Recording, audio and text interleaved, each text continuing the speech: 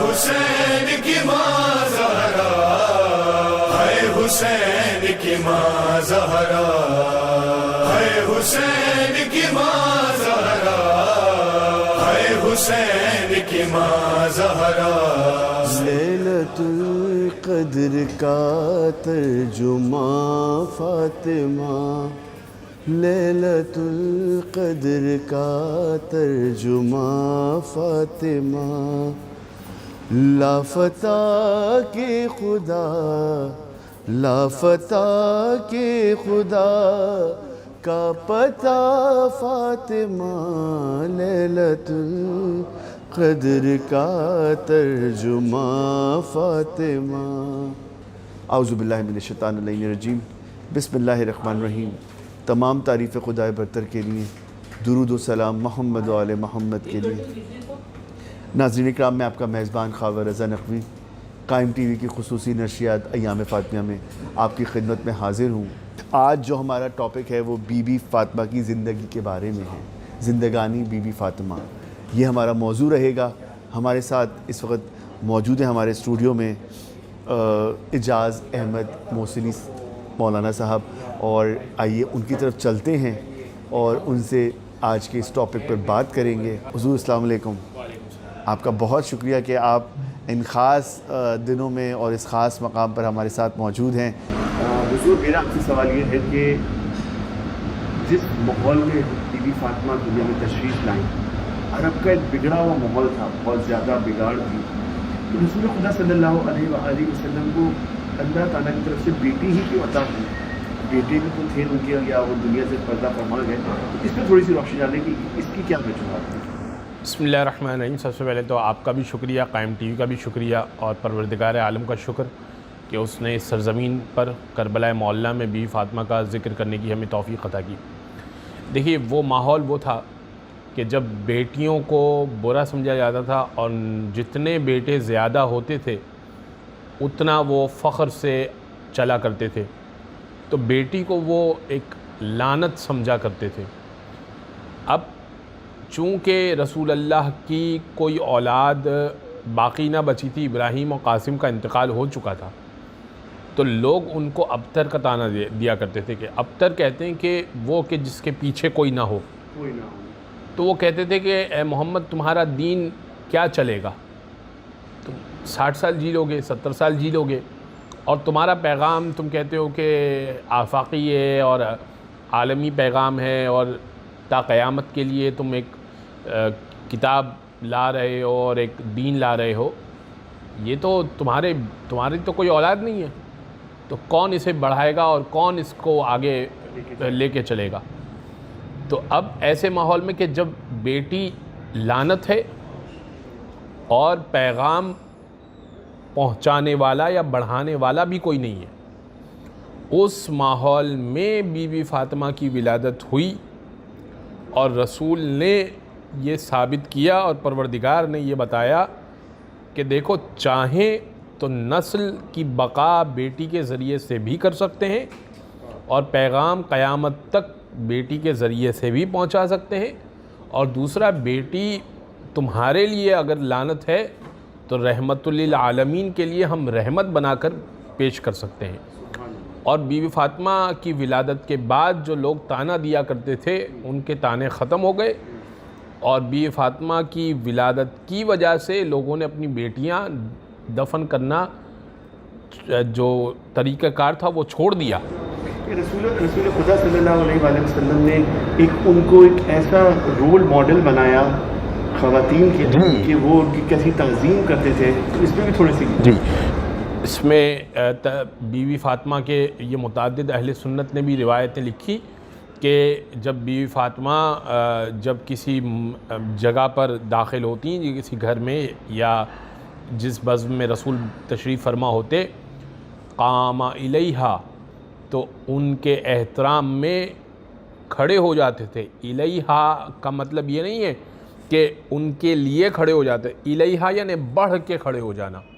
ایک ہے کہ میں اپنی جگہ سے کھڑا ہو جاؤں اور آپ کا استقبال کروں، آپ کو کہوں کہ آئیے بیٹھیے، ایک یہ کہ میں آپ کی تعظیم میں کھڑا ہوں، جھک کے کھڑا ہوں، قام الیہا واجلسہا فی مجلسہ، اور سیدہ کو اس جگہ بٹھاتے تھے جس جگہ پر رسول اللہ بیٹھے ہوئے ہوتے تھے، اپنی عبا بچھاتے تھے اور پھر سیدہ سے کہتے تھے کہ آپ میری جگہ پر، یعنی رسول بتا رہے تھے کہ اگر میری جگہ پر کوئی خاتون اگر بیٹھنے کی اہلیت رکھتی ہے وہ فاطمہ زہرا ہے۔ کیا ان کا مرتبہ، کیا ان کی فضیلت۔ تو اچھا حضور، اسی کی بات کو ہم آگے چلتے ہیں۔ سوال اور ہے کہ مولائے کائنات سے جب عقد کا سلسلہ ہوا تو مولا علی نے ان سے کس طرح ہاتھ مانگا، اور جب یہ رخصتی کا وقت آیا اور جب یہ شادی کا سلسلہ شروع ہوا تو رسول خدا صلی اللہ علیہ وآلہ وسلم نے بیوی کو جہیز میں کیا کیا دیا؟ یہ روایت جو لکھی ہے آیت اللہ سید قاسم قزوینی طباطبائی نے لکھی ہے، اور فاطمہ من المہد الی اللحد، اچھا انہوں نے ایک پوری سیریز لکھی ہے کتابوں کی، من المہد الی اللحد، کہ گہوارے سے قبر تک، یہ سیریز ہے۔ اب علی من المہد الی اللحد، علی گہوارے سے قبر تک، فاطمہ گہوارے سے قبر تک، رسول گہوارے سے قبر تک، حسن گہوارے سے، یہ الی مہدی تک یہ لکھی ہے۔ اس میں وہ لکھتے ہیں کہ جب مولائے کائنات چاہتے تھے کہ بی فاطمہ کے یہاں ہاتھ مانگیں یا رسول اللہ کے یہاں رشتہ بھیجے، تو رسول گرامی کے یہاں، تو مولائے کائنات کو کچھ جھجک تھی کہ کیسے میں رسول کا ساتھ دیتا ہوں اور اب میں ان کے گھر میں رشتہ بھیجوں۔ مولائے کائنات رشتہ لینے کے لیے، تو اس وقت جبریل نے آ کر رسول اللہ سے کہا کہ اب جو آ رہا ہے اس کے بارے میں آپ منع مت کیجئے گا، یہ اللہ کا حکم ہے۔ سبحان اللہ، سبحان اللہ۔ تو وہ تو کچھ نہ کہہ سکے گا، وہ تو کچھ نہ کہہ سکے گا، ممکن ہو تو بڑھ کر آپ پوچھ لیجئے گا۔ تو اب مولائے کائنات آئے اور وہ رسول اللہ نے جو ہے وہ کچھ کھانا وغیرہ جو رکھا ان کے سامنے، تو کہا کہ یا علی کسی حاجت کے تحت آئے ہو؟ کہا کہ بات تو ہے دل میں لیکن میں پھر بیان کر دوں گا۔ تو رسول تو جانتے تھے، معلوم ہو چکا تھا وحی کے ذریعے، تو خود رسول نے اس کا تذکرہ کیا کہ کیا تم یہ چاہتے ہو کہ میری بیٹی سے عقد ہو جائے؟ تو کہا کہ یا رسول اللہ میں اسی خواہش کے تحت آیا تھا آپ کے یہاں، کہ بس میں اپنی بیٹی سے پوچھ لیتا ہوں اور پھر اس کو ہم یقینی بناتے ہیں، اس کو طے کرتے ہیں۔ رسول حجرے میں گئے، بی فاطمہ سے سوال کیا کہ علی سے کیا آپ رشتہ کرنا چاہیں گی؟ فرمایا کہ جسے اللہ کا رسول پسند کر لے پھر میں کیوں کر منع کروں اسے، اور میری طرف سے بھی رضامندی ہے، بس یہ رشتہ ہو گیا۔ اب آپ نے دوسرا سوال کیا جہیز میں کیا دیا۔ جہیز کا کانسیپٹ ہمارے یہاں بالکل مختلف ہے، اور رسول نے بڑا مختلف کانسیپٹ دیا۔ رسول خدا نے کہا کہ میں اپنی بیٹی کو جہیز دینا چاہتا ہوں، مگر آپ مہر دیجئے، پہلے آپ مہر ادا کیجئے، اس کے بعد میں مہر کی رقم سے جہیز خریدوں گا۔ تو علی سے پوچھا، یہ اسی میٹنگ کا میں آپ کو داستان سنا رہا ہوں، کہا کہ یا علی میری بیٹی کو مہر دینے کے لیے تمہارے پاس کیا ہے؟ کہا یا رسول اللہ آپ جانتے ہیں کہ میں جو ہے وہ بہت ویل آف نہیں ہوں، میں بہت پیسے والا نہیں ہوں، اور یہ بھی یاد رکھیے کہ شخص کو جب دیکھا جائے بطور داماد تو اس کے کردار اور اس کی سیرت دیکھی جاتی ہے، اس کے مال اور اسباب نہیں دیکھے جاتے۔ رسول کا طریقہ کار تو یہی ہے، ہمارے ہاں مختلف ہے کرائٹیریا۔ تو کہا یا علی آپ کے پاس کیا کیا سامان ہے؟ فرمایا کہ ایک گھوڑا ہے، ایک زرہ ہے، ایک تلوار ہے، بس یہ 3 چیزیں ہیں میرے پاس، اور آپ بتائیے کہ میں مہر کیسے اور کیا ادا کروں۔ کہا کہ یا علی تلوار کے بغیر بھی جنگ ممکن نہیں ہے، اور گھوڑے پر سوار ہوئے بغیر بھی جنگ ممکن نہیں ہے، تو ایسا کرو کہ جو زرہ وہ ناظرین کے لیے بتا دوں کہ وہ جو سینے پر پہنی جاتی ہے تاکہ ممکنہ چوٹوں سے اور وار سے بچا جا سکے۔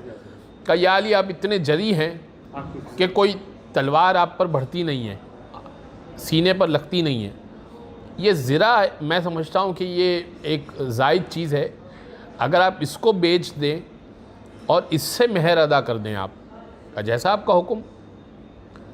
مولا کائنات نے اگلے دن وہ زرہ بیچی اور روایت میں یہ ہے کہ 480 یا 500 درہم یعنی چاندی کے سکے وہ اس میں بکی. وہ آ کر رسول اللہ کو دیے کہ یا رسول اللہ یہ آپ کی بیٹی کا مہر. اب اس مہر کی رقم سے رسول اللہ نے جہیز تیار کیا. اب جہیز میں کیا تھا؟ ایک گدا، ایک کھانے کا تشت، ایک ہاتھ دھونے کے لیے طہارت کے لیے لوٹا جو اس زمانے میں یہی استعمال ہوتا تھا، ایک چکی، کچھ پانی پینے کے کوزے، پانی بھرنے کا برتن، مشکیزہ. بھئی یہ چیزیں ختم، تمام ہو گئے. ایک پردہ. انتہا خوبصورت آپ نے روشنی ڈالی سوال پہ. حضور میرا ایک اور آپ سے آخری سوال یہ ہے کہ بی بی کے عدل کے بارے میں آپ کیا کہیں گے ہمارے ناظرین کو؟ کیونکہ جس طرح وہ گھرداری کرتی تھیں اور جس طرح رخصتی کے بعد جب وہ گھر آئیں اور گھر کس طرح انہوں نے سنبھالا، کس طرح گھر چلایا، وہ اس بارے میں تھوڑا سا ہمارے ان کا جو عدل اور وہ تھا اس میں بتائیے. بسم اللہ الرحمن الرحیم. دیکھیے عدل بی فاطمہ یہ تھا کہ ایک تو جناب فضہ چونکہ کنیز خاص تھیں، رسول گرامی کو نے جناب فضہ کو دیا تھا بی فاطمہ کو. تو اب اس زمانے میں کنیز و غلام کا سلسلہ یہ ہوتا تھا کہ سارا کام انہوں نے کرنا ہوتا تھا. مثلا کھانا پکانا ہے، مثلا کپڑے دھونے ہیں، مثلا بچوں کو جھولا جھلانا ہے، گھر کی صفائی ہے، ہر کام وہ انہوں نے کرنا ہے. اور اس کے بدلے ان کو کوئی اجرت بھی نہیں ملتی تھی کیونکہ خرید لیا ہے. جب خرید لیا ہے تو اب تو ان کے لیے وہ مباح ہے، حلال ہے، لہٰذا ان سے وہ کام کروایا کرتے تھے اور طاقت سے بڑھ کر کام کروایا کرتے تھے. جبکہ سیدہ نے یہ کام کیا کہ جناب فضہ سے کہا کہ اے فضہ ایک دن آپ کام کریں گی، ایک دن میں کام کروں گی، اور آپ بھی عبادت کو وقت دیجئے اور میں بھی عبادت کو وقت دوں گی.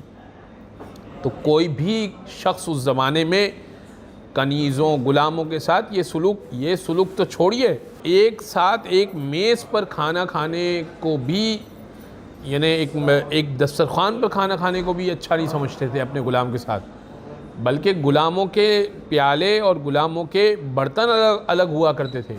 تو ایک تو جناب فضہ کے ساتھ عدل کیا کہ کنیز کو کنیز نہ رہنے دیا. اسی لیے جب شہادت ہوئی جناب فاطمہ کی تو جناب فضہ نے ایک بہت طویل واقعہ ہے کہ جس پہ جناب فضہ نے کہا کہ ایک شخص سے جب جناب فضہ خانہ کعبہ کا غلاف تھامے ہوئے کھڑی ہوئی تھیں اور رو رہی تھیں تو کسی نے کہا کہ تم کون ہو اور تم ذکر اہل بیت کر رہی ہو اور تمہارا اہل بیت سے کیا تعلق ہے جو تم اتنے فضائل پڑھ رہی ہو؟ تو کہا کہ وہ کنیزی دنیا کی بادشاہ سے بہتر تھی. ایک تو یہ. دوسرا بچوں میں عدل رکھا. دیکھیں دونوں بچے معصوم تھے اور اس کے باوجود سیدہ بھی معصومہ ہیں.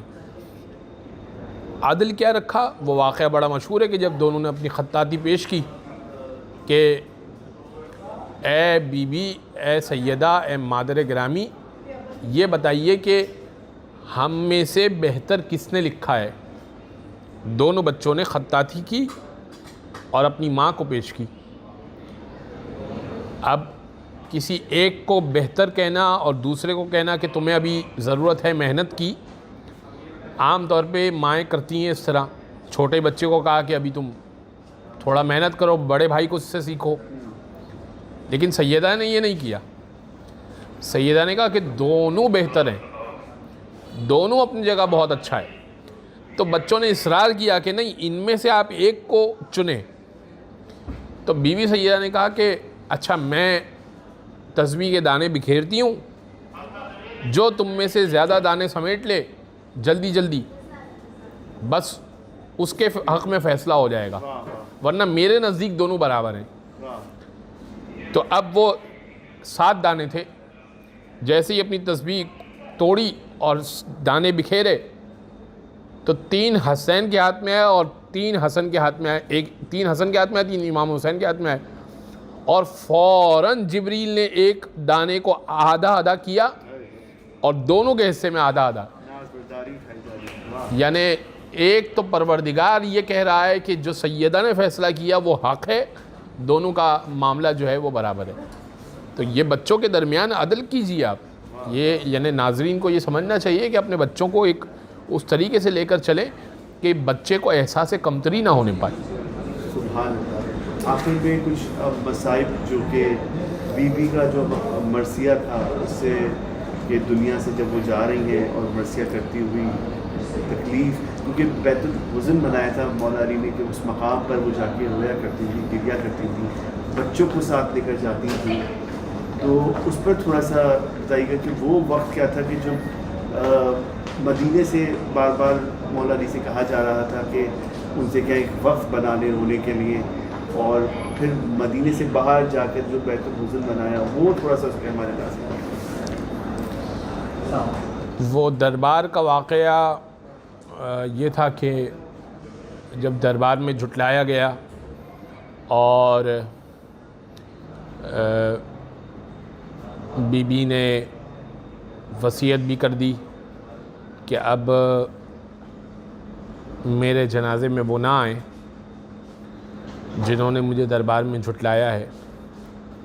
اور سیدہ نے یہ کہا کہ میں کھل کے رونا چاہتی ہوں. رونا انسان کا ایک فطری عمل بھی ہے اور ایک اس کا حق بھی ہے.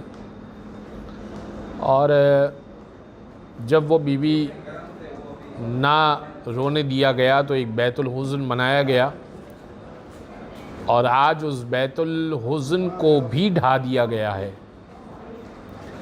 یعنی آپ غور کیجئے کہ کیا بدبختی ہے، کہ کیا بغض کا عالم ہے بی بی فاطمہ سے کہ قبر کو بھی ڈھا دیا گیا ہے اور اس گھر کو بھی ڈھا دیا گیا ہے جہاں سیدہ رویا کرتی تھی، فقط اس خاطر کہ سیدہ کے قاتل آشکار نہ ہو سکیں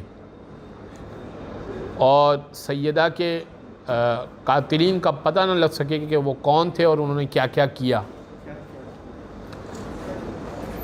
تو اب وہ روایت دروازے کی بڑی عجیب ہے کہ چھٹے امام فرماتے ہیں وَأَخَذَتِ النَّارُ فِي خَشَبِ الْبَابِ، کہ دروازے کے اوپر لکڑیوں کو جمع کیا گیا اور نار کو، آگ کو جمع کیا. وَهُجُومِ فُلَانٍ وَقُنْفُذ، اور ایک ہجوم کے ساتھ وہ بھی آیا اور قنفذ بھی آیا. یروم فتح الباب، اور دھکا دے کر، بی سیدہ پیچھے تھی، دھکا دے کر اس دروازے کو گرایا گیا. جب دروازے میں آگ لگ گئی کھوکھلا ہو گیا. یروم فتح الباب. اور پھر اس کے بعد سیدہ زمین پر تھیں، دروازہ سیدہ کے اوپر تھا، اور علی سے چونکہ بیعت لینی تھی لہٰذا وہ اس دروازے کے اوپر چڑھ گئے، اور سیدہ زمین اور دروازے کے درمیان کچلی گئی. اور پھر مولا کائنات کے گلے میں رسی کو باندھا گیا. سیدہ نے بالوں کو پریشان کیا، ہاتھوں کو بلند کیا. ادھر ہاتھوں کو بلند کرنا تھا کہ مسجد نبوی کی دیواریں بلند ہوئی، اور سلمان فارسی نے کو بھیج کر مولا کائنات کو گھسیٹا جا چکا تھا. کہا کہ ان سے کہو، فاطمہ سے کہو کہ ان کے لیے بد دعا نہ کریں، اگر بد دعا کر لی تو زمین پر کوئی کلمہ گو نہ بچے گا. اور سیدہ نے بد دعا کے ہاتھ کو گرا دیا. یہ احسان ہے بی بی فاطمہ کہ آج مسلمان زندہ ہے، موجود ہے، تو اس بڑے ظلم کے باوجود سیدہ نے بد دعا نہیں. اپنے بازو حسین